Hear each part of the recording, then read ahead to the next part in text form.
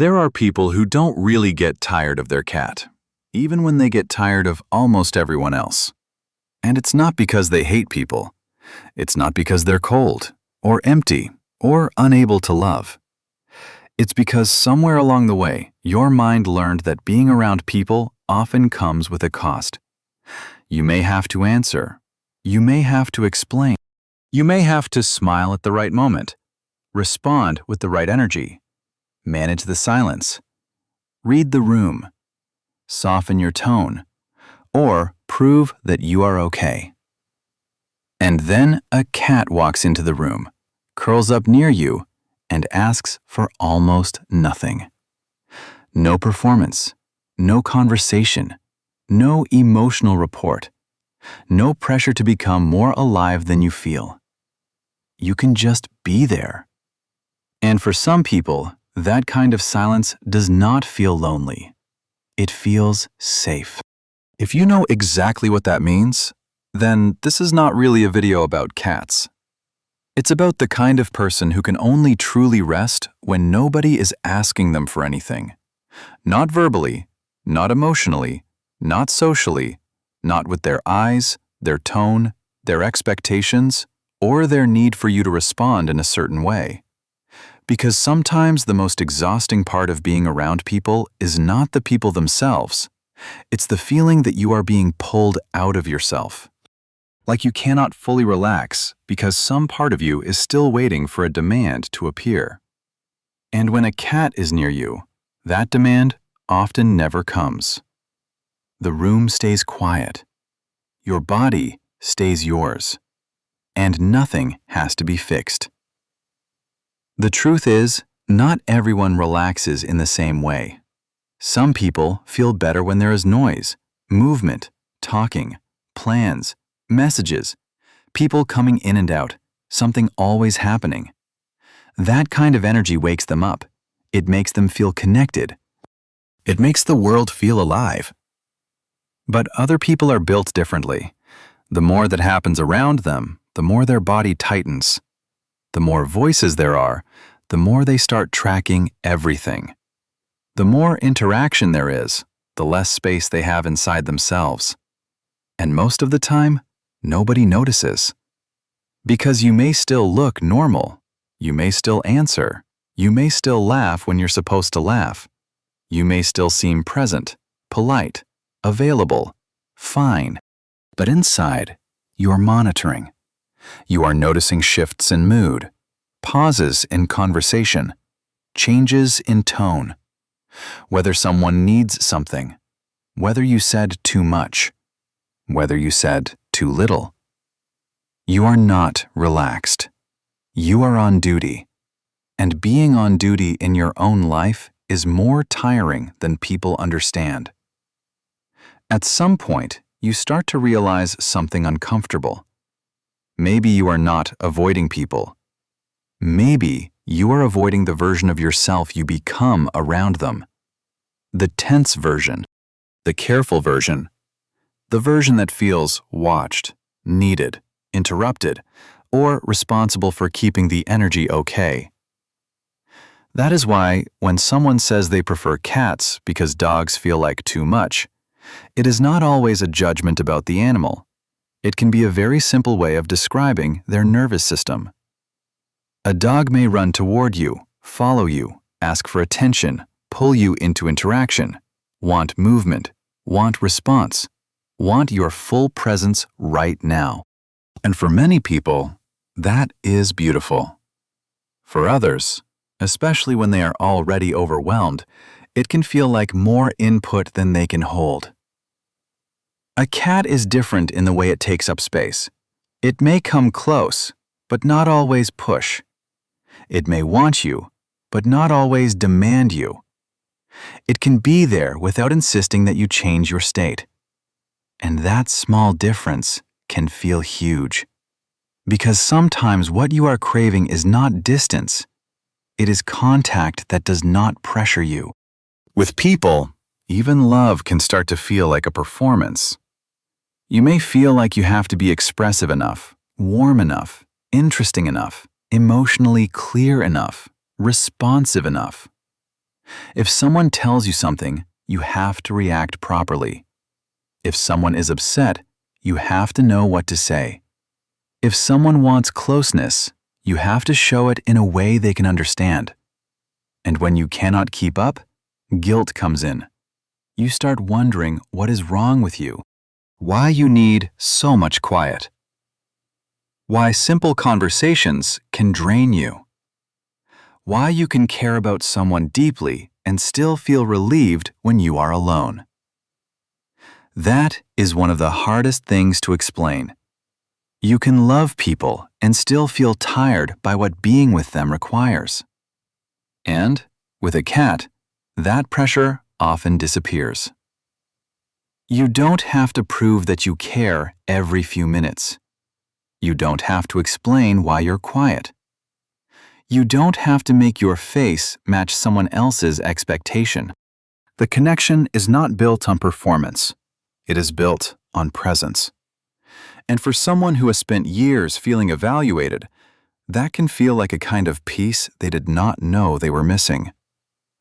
People who love cats are not always rejecting closeness. A lot of the time, they want closeness very badly. They just want a closeness that does not pull them out of themselves. They want to be near something alive without having to abandon their own rhythm. They want company that does not take over the room. A cat can sit beside you while you think.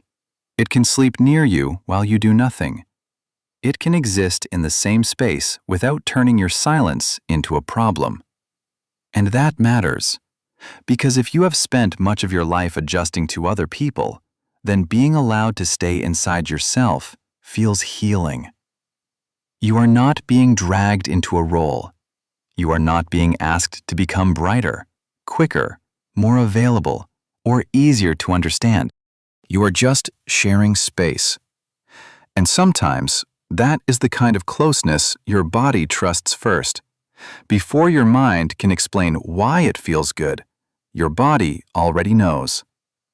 It notices the quiet, the warmth, the stillness, the small weight of a cat beside you, the soft, repetitive sound of purring, not as some magical cure, but as something steady and simple that gives your attention one safe place to land.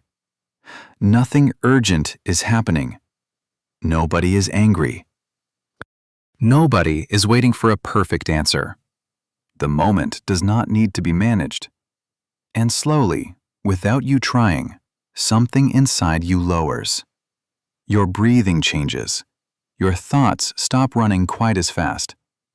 Your shoulders soften. You stop preparing for the next interruption. For people who have lived too long in a state of quiet alert, that is not a small thing.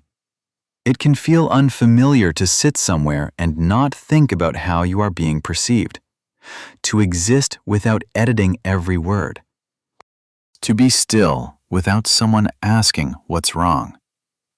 That is why the bond can feel deeper than simple affection. It is not just that the cat is cute. It is that, around them, your body finally believes it is allowed to rest. And there is another part of this that people often miss.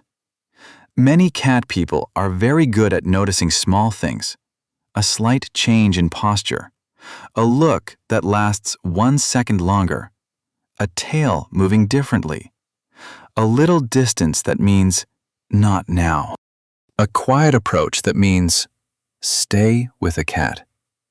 Connection is often subtle. It does not always announce itself.